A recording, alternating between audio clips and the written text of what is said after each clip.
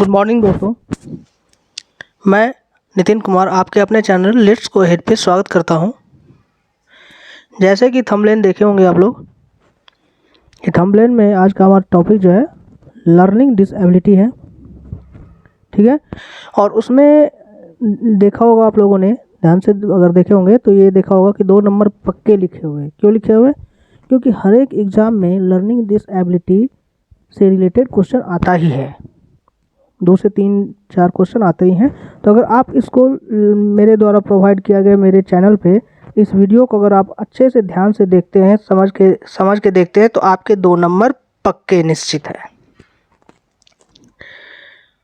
1 number की value रहती है एग्ज़ाम में। 1 नंबर से स्टूडेंट पास भी होता है और फेल भी हो जाता है, मेरिट में भी आ सकता है। इसमें 2 नंबर पक्के हैं, ठीक है। तो आज का हमारा टॉपिक है लर्निंग डिसेबिलिटी। जैसे कि देख रहे होंगे, a learning disability is a neurological condition which affects the brain's ability to send, receive and process information.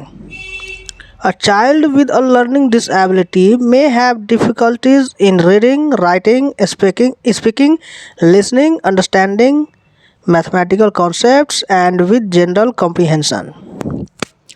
Learning disability का मतलब होता है कि वैसा कंडीशन जो हमारे ब्रेन की योग्यता को इफ़ेक्ट करता है। जैसे ब्रेन का काम क्या है? किसी भी मैसेज को सेंड करना और रिसीव करना और उस इंफॉर्मेशन को प्रोसेस करना। जैसे सीपीयू का जो काम है, ब्रेन ऑफ कंप्यूटर जो सीपीयू को बोला जाता है। क्यों बोला जाता है ब्रेन? कंप्यूटर का ब्रेन इसीलिए बोला जाता है कि जो भी डाटा हम उसमें डालते हैं वो अपने आप उसको रिसीव करता है, सेंड करता है और उस इंफॉर्मेशन को प्रोसेस करता है। तो वही काम हमारे ब्रेन का है, जस्ट लाइक अ ब्रेन। तो वही काम हमारे ब्रेन का है कि किसी भी मैसेज को रिसीव करना, सेंड करना, प्रोसेस करना। एक बच्चे में जो लर्निंग डिसेबिलिटीज़ हो सकती है, किस किस कंडीशन में हो सकती है? उसे अगर लर्निंग डिसेबिलिटी से कोई ग्रसित बच्चा है तो उसे पढ़ने में प्रॉब्लम हो सकता है, लिखने में हो सकता है, बोलने में हो सकता है, सुनने में हो सकता है। और मैथमेटिकल कॉन्सेप्ट जो होते हैं, अलजेब्रा से रिलेटेड, को भी मैथमेटिकल से रिलेटेड क्वेश्चन उसको समझने में बच्चे को प्रॉब्लम आती है। जनरल कॉम्प्रिहेंशन मतलब कोई भी जनरल टॉक जो होता है, बात होता है एक दूसरे से, उसमें प्रॉब्लम आती है। अब इसमें एक हमारा टर्म लिखा हुआ है लर्निंग डिसेबिलिटीज़ में न्यूरोलॉजिकल कंडीशन। अब आप लोग ये सोच रहे होंगे कि न्यूरोलॉजिकल कंडीशन होता क्या है? तो न्यूरोलॉजिकल कंडीशन होता है आपको जो हमारे ब्रेन को इफ़ेक्ट करता है, ब्रेन के साथ हमारे नर्व्स को भी इफ़ेक्ट करता है। उस पूरे बॉडी को मतलब कहने का मतलब है कि ब्रेन के साथ साथ नर्व्स के द्वारा पूरे बॉडी को इफ़ेक्ट करता है। और साथ ही साथ स्पाइनल कोर्ड जो हमारा होता है बीच में, जिसको हम रीढ़ बोलते हैं, उसको भी ये इफ़ेक्ट करता है। न्यूरोलॉजिकल कंडीशन वही होता है। जैसे कि हिंदी में देख रहे होंगे लिखा हुआ है, सीखने की अक्षमता एक न्यूरोलॉजिकल स्थिति है जो मस्तिष्क की जानकारी भेजने, प्राप्त करने और संसाधित करने की क्षमता को प्रभावित करती है। सीखने की अक्षमता वाले बच्चे को पढ़ने, लिखने, बोलने, सुनने, गणितीय अवधारणाओं को समझने और सामान्य समझ में कठिनाई हो सकती है।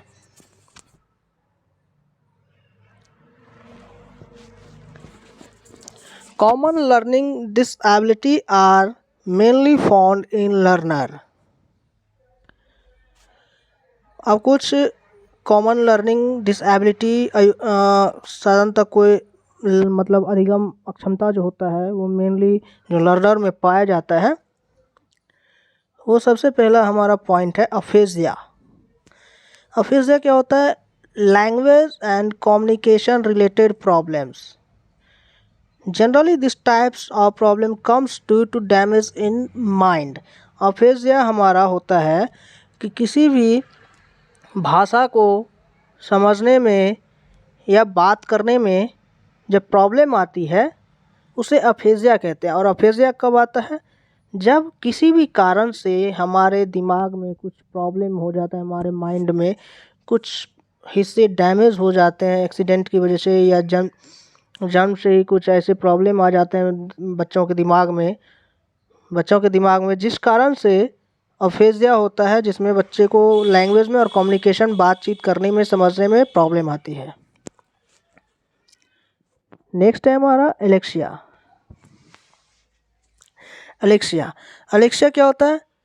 Reading disability. ये हमारे पढ़ने से रिलेटेड है। ये प्रॉब्लम जो है एलेक्सिया डिसऑर्डर डिसेबिलिटी पढ़ने से रिलेटेड है। Due to any type of damage in mind. ये भी हमारे दिमाग में किसी कारण से खराबी आ जाती है, प्रॉब्लम आ जाता है, कोई हिस्सा डैमेज हो जाता है, दब जाता है, इस कारण से एलेक्सिया बीमारी डिसेबिलिटी बच्चे में हो जाती है, जिसमें पढ़ने में प्रॉब्लम बच्चे को आता है। मतलब बच्चे पढ़ते हैं तो समझ नहीं पाते हैं या पढ़ ही नहीं पाते हैं, कह सकते हैं इसे हम। This also called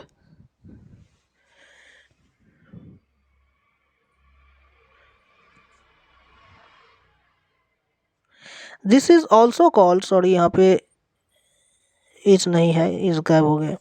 this is also called acquired dyslexia. Acquired dyslexia due to alexia aphasia and dysgraphia can come. मतलब इसे हम कह सकते हैं कि एलेक्सिया को हम बोल सकते हैं कि ये अर्जित डिसलेक्सिया है। ठीक है। एक्वायर्ड मतलब क्या होता है? एक्वायर्ड का हिंदी मीनिंग होता है अर्जित, जिसे हम अर्जित करते हैं। बच्चे जन्मजात कुछ एबिलिटी या डिसेबिलिटी लेके पैदा होते हैं और कुछ यहाँ पे पैदा हो करके उसे अर्जित करते हैं, सीखते हैं। तो ये एक्वायर्ड डिसलेक्सिया है, ये अर्जित एक डिसलेक्सिया बीमारी है। एलेक्सिया जो है एक एक्वायर्ड डिसलेक्सिया है जो ड्यू टू एलेक्सिया के कारण क्या होता है? Aphasia and dysgraphia can come. Alexia के कारण क्या हो सकता है? अफेजिया और डिस्ग्राफिया भी आने की संभावना होती है। और ये कैसे होती है थोड़ा मैं बताना चाहूँगा। एलेक्सिया क्या है? पढ़ने में प्रॉब्लम होता है बच्चों को, किसी भी कारण से जब माइंड में प्रॉब्लम आ जाती है तो बच्चे को पढ़ने में प्रॉब्लम आता है, जिसे हम एक्वायर्ड अर्जित डिसलेक्सिया भी बोलते हैं। नीचे डिसलेक्सिया टॉपिक भी है, जिसे रीडिंग डिसेबिलिटी, बच्चे को समझ नहीं आ रहा है, हथेली लेके गाल पे बैठा हुआ है, पढ़ तो रहा है लेकिन समझ में नहीं आ रहा है।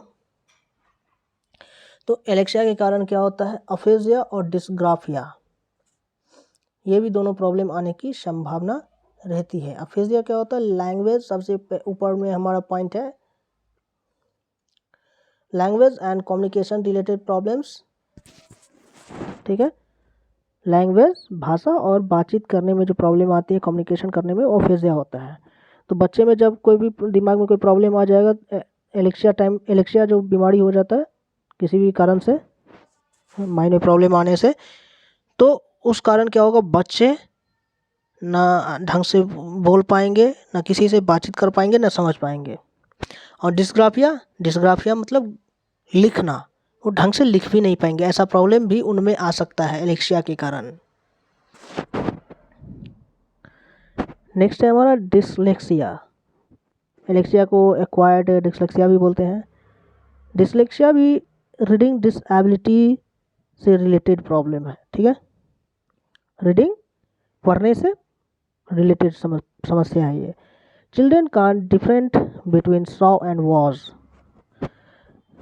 यहाँ पे पिक भी मैंने डाला है, पिक देख रहे होंगे।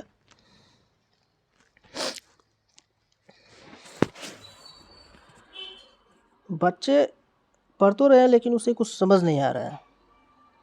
इस पिक में देख रहे होंगे कि बच्चे पढ़ तो रहे हैं लेकिन उन्हें कुछ समझ में नहीं आ रहा है। जब बच्चे ज़बरदस्ती पढ़ते हैं या समझ में नहीं आता रहता है तो ऐसे ही वो बैठे रहते हैं। तो बच्चे क्या होते हैं डिसलेक्सिया में? शॉ और वॉज में उन्हें अंतर नहीं पता नहीं चलता है। न्यूक्लियर अनक्लियर में पता नहीं चलता है उन्हें, इनमें क्या अंतर है। उसके बाद हमारा नेक्स्ट है एप्रेक्सिया। एप्लेक्सिया जो है हमारा, this problem comes due to damage cerebellum. ये भी माइंड में समस्या आने से होता है, लेकिन ये सेरेब्लम हमारा माइंड के एक भाग, सबसे पीछे में जो एक भाग होता है, सबसे पीछे का पार्ट्स, वो सेरेब्लम होता है। सेरेब्रम जब डैमेज हो जाता है किसी भी कारण से, उसमें प्रॉब्लम आ जाती है, तो एप्लेक्सिया बीमारी बच्चों में आ जाती है।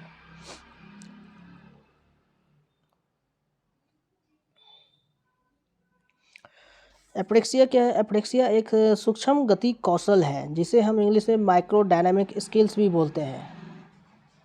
तो इस बीमारी के कारण क्या होता है, बच्चे मांसपेशियों में संचालन से संबंध सूक्ष्म गति कौशल जैसे लिखना, चलना, टहलना, बोलना में निपुण नहीं हो पाते। मांसपेशी से जो रिलेटेड इनका कार्य होता है सूक्ष्म गति कौशल, जैसे लिखना, राइटिंग, टहलना, वॉक, बोलना, टॉक, इस सब में बच्चे कभी निपुण नहीं हो पाते, क्योंकि ये सब सेरेब्रम ही करता है। सेरेब्रम जब डैमेज हो जाता है तो एप्लेक्सिया से रिलेटेड प्रॉब्लम बच्चों में आ जाती है। उसके बाद है हमारा नेक्स्ट डिस्ग्राफिया। डिस्ग्राफिया क्या होता है? ये भी होता है due to damage mind parts, the child can't keep balance between their eye and hand. ये भी दिमाग में प्रॉब्लम आने से, दिमाग में कोई भी डैमेज हो जाता है, पार्ट्स को भी प्रॉब्लम आ जाता है, तो बच्चे अपने हाथ और आँख के बीच में समन्वय, मतलब बैलेंस, संतुलन स्थापित नहीं कर पाते। Nerves related problems, it is also called sensory integration disorder. ये नर्व्स रिलेटेड प्रॉब्लम्स है और इसको सेंसरी इंटीग्रेशन डिसऑर्डर भी बोलते हैं। सेंसरी मतलब क्या? Sense organs. तो सेंस ऑर्गेन्स, आई क्या है, आँख क्या है, एक सेंस ऑर्गेन्स है। तो आई और हैंड में बच्चे, इस टाइप से जो पीड़ित बच्चे होते हैं, वो संतुलन आँख और हाथ में नहीं कर पाते, जो एक नर्व रिलेटेड प्रॉब्लम्स होता है, और ये एक सेंसरी इंटीग्रेशन डिसऑर्डर बोलते हैं इसको। नोट में जैसे दिख रहा होगा, both are related to microdynamic skills, जिसको हिंदी में सूक्ष्म गतिशील कौशल भी बोलते हैं। Microdynamic skills both are related, मतलब डिस्प्रेक्सिया और एप्लेक्सिया, ये जो दोनों प्रॉब्लम है, डिसऑर्डर है, वो माइक्रोडायनेमिक स्किल से रिलेटेड है, सूक्ष्म गति कौशल से रिलेटेड दोनों प्रॉब्लम है। नेक्स्ट है डिस्ग्राफिया। ग्राफ देख रहे होंगे, डिस्क के बाद ग्राफ आता है। तो ग्राफ का मतलब क्या होता है? कोई भी चीज़, हम जब किसी चीज़ को ग्राफ के द्वारा पेपर पे प्रदर्शित करते हैं, फिगर के रूप में ग्राफ पे उतार देते हैं, तो वो ग्राफ होता है।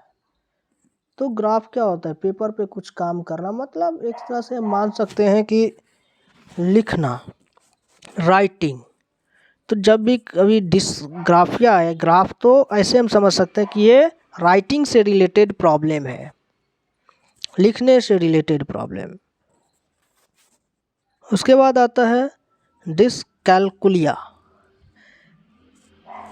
डिस के बाद इसमें भी कैलकुलिया आता है। कैलकुलिया क्या? कैलकुलेशन है। कैलकुलेशन किस में होता है? मैथ में होता है। मैथ छोड़ के और किसी भी सब्जेक्ट में कैलकुलेशन नहीं होता। तो अगर डिसकैलकुलिया आता है, तो कैलकुलिया से हम समझ सकते हैं कि ये मैथ रिलेटेड प्रॉब्लम्स, कैलकुलेशन से रिलेटेड प्रॉब्लम है। It is also called numlexia disorder. Dyscalculia को न्यूमलेक्सिया डिसऑर्डर भी बोलते हैं।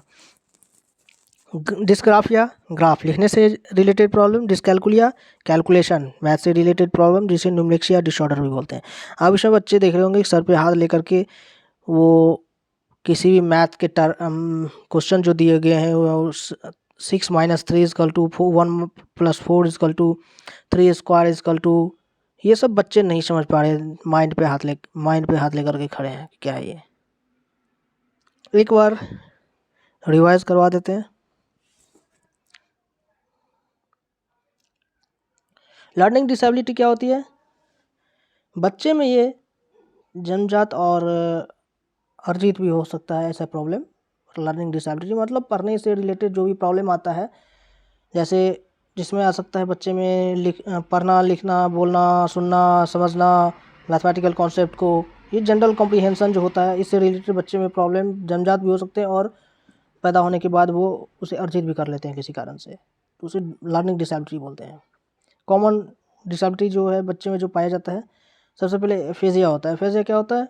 माइंड में किसी भी कारण से प्रॉब्लम जब आ जाती है तो बच्चे में ये भाषा और कम्युनिकेशन से रिलेटेड प्रॉब्लम होता है एफेजिया। एलेक्सिया क्या होता है? ये रीडिंग डिसेबिलिटी होता है। ये भी किसी कारण से किसी भी कारण से माइंड में किसी भी पार्ट्स को डैमेज हो जाने के बाद एलेक्सिया बीमारी हो जाती है, जो पढ़ने से रिलेटेड प्रॉब्लम होती है।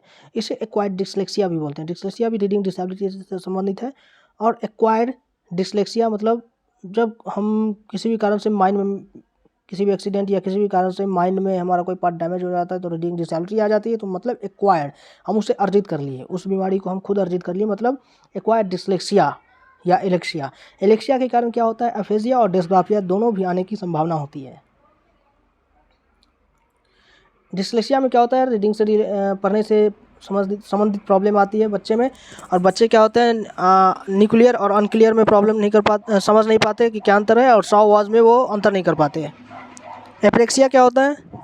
This problem comes due to damage cerebrum. जब हमारे दिमाग के छोटे से पार्ट्स जो पीछे में होता है, मेन पार्ट्स होता है, वो पार्ट्स अगर डैमेज हो जाता है तो बच्चे में एप्रेक्सिया बीमारी आ जाती है। एप्रेक्सिया बीमारी क्या होती है?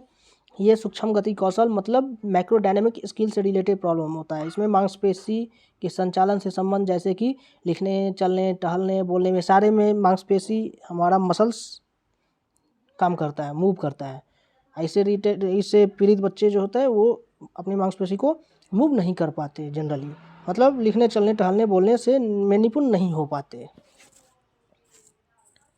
डिस्प्लेक्सिया क्या होता है? ये भी माइंड में किसी कारण से प्रॉब्लम आने के बाद क्या होता है, बच्चे आँख और हाथ में संतुलन स्थापित नहीं कर पाते। ये नर्व रिलेटेड प्रॉब्लम से होता है। इसको सेंसरी इंटीग्रेशन डिसऑर्डर भी बोलते हैं। सेंसरी मतलब सेंस ऑर्गेन्स। आई क्या है? आई हमारा सेंस ऑर्गेन्स में आता है। Both are related microdynamic skills. Dyspraxia और एप्रेक्सिया ये दोनों हमारा माइक्रोडायनामिक स्किल, सूक्ष्म गति कौशल से रिलेटेड है। डिसग्राफिया क्या है? ग्राफ, डिसग्राफिया ग्राफ मतलब लिखने से रिलेटेड जब बच्चे में प्रॉब्लम आ जाती है, ढंग से लिख नहीं पाता, साफ नहीं लिख पाता, तो डिसग्राफिया से पीड़ित बच्चा होता है। Dyscalculia, calculation. कैलकुलेशन किस में होता है? ना हिंदी में होता है, ना इंग्लिश में होता है, ना साइंस में होता है, ना आर्ट्स में होता है, मैथ में ही होता है सिर्फ। तो मैथ में कैलकुलिया ग्राफिया लिखने से रिलेटेड प्रॉब्लम, डिसग्राफिया। और कैलकुलेशन मैथ से रिलेटेड प्रॉब्लम जो आते बच्चे में, डिसकैलकुलिया से पीड़ित बच्चे होते हैं। मतलब कोई भी मैथ के टर्म को समझ नहीं पाते बच्चे, प्लस माइनस सब भी नहीं समझ पाते ढंग से, वो डिसकैलकुलिया से पीड़ित बच्चे होते हैं। इसको न्यूमैरेक्सिया डिसऑर्डर भी बोलते हैं। जैसे फिगर में देख रहे हैं बच्चे माथे सर पे हाथ लेकर के खड़ी है, सोच रही है कि क्या है, कैसे करो, कुछ नहीं समझ में आ रहा है उसे। अगर आज का वीडियो अच्छा लगा हो तो लाइक करें, शेयर करें, सब्सक्राइब करें, साथ ही साथ कमेंट करें, जिससे मुझे भी